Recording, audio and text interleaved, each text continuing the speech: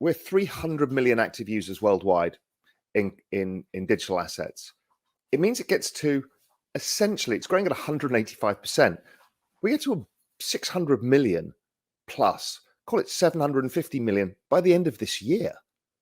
Even if we have a slow year, we get to 500 million. The year after, it's 1 billion. The year after that, it's 2 billion. The year after that, it's 4 billion. Right? So the speed of which this is coming, people do not comprehend.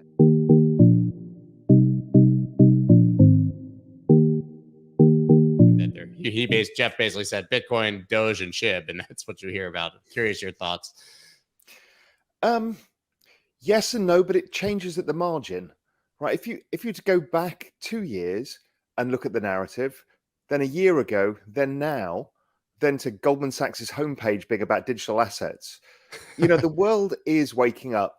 As Jeff said, is a lot of the journalists are behind and they're forced to write stories because crypto is engaging. And so they come at it with not enough knowledge yet. But, over time, I'm seeing more and more people getting a little more comfortable with the space. But journalists have this habit of always wanting to find a balance to a story. So that they use the FUD, even though most of it is completely wrong, as their balance, as opposed to writing something more nuanced. And I think that's the issue. But over time, at the margin, it's changing. And the FUD is rolling, right? I mean, last year it was energy and China, etc. Now it's sanctions or choose what you want. But why does it always have to be because, if you go back and think where narratives come from, they don't come from nowhere. So where did the narrative about energy use come from? Because obviously it's ludicrous. I think if everybody put on their kettle at the same time, we'd use more energy around the world than crypto mining, right? So Bitcoin mining.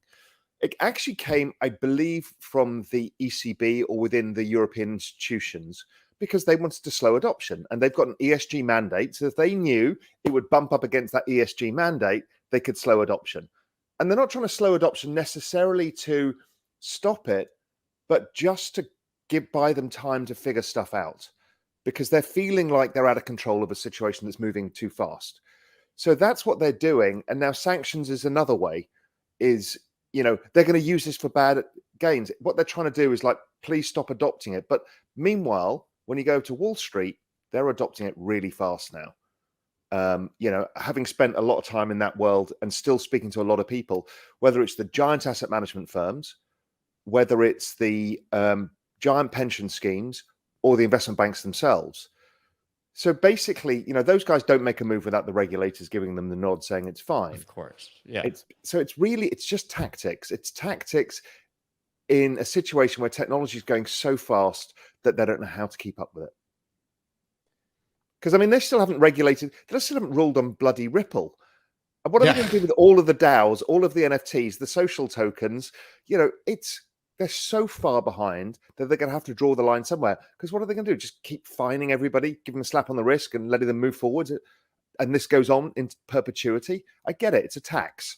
So they're going to do that a bit. And that's fine. That's the cost of doing business in the end. Everybody in the space kind of understands that. But at some point, they have to draw the line.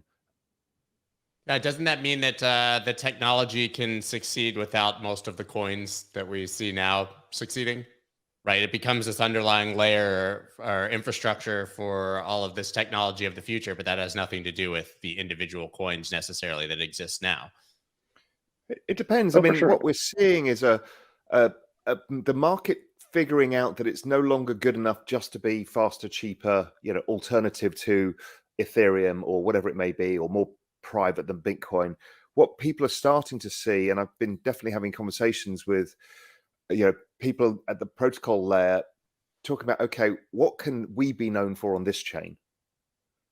So people are going to split down to use cases, I think. So if you're really fast and you're not super decentralized and you're very cheap, then you're very useful for the securities industry because they have massive volume and they don't care about decentralization at the level of which private money does. So there's whole different people. I think, music industry splits one way,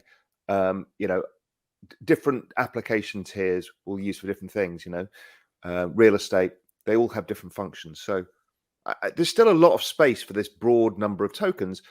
Obviously, a bunch of this stuff is never going to gain network adoption. That's fine. It's just the same as a VC portfolio where you understand that a bunch of these firms just won't get traction, and that's okay. And brand is undervalued as an intangible on the balance sheet. So what you're going to do is turn brand, and brand is community and network, into a tangible. So what the hell are all of these companies going to be worth? I saw some report there's like $43 trillion in the S&P 500 in intangibles. And all of this comes tangible. I mean, it's a complete revolution. And what I think the key concept that get out of it is if you're a 12-year-old today, you are unlikely to need to work for a company. Or go to college. Or go to college, because you can actually participate in these cultural communities of which you are both a network participant and a network kind of motivator and activator, and you get tokens. And therefore, you create universal basic equity. You're taking an equity stake in the cultural communities that you're part of, be that Disney, be it the favorite music artist, be it gaming. That is an incredible difference. So you're doing community work for income or assets.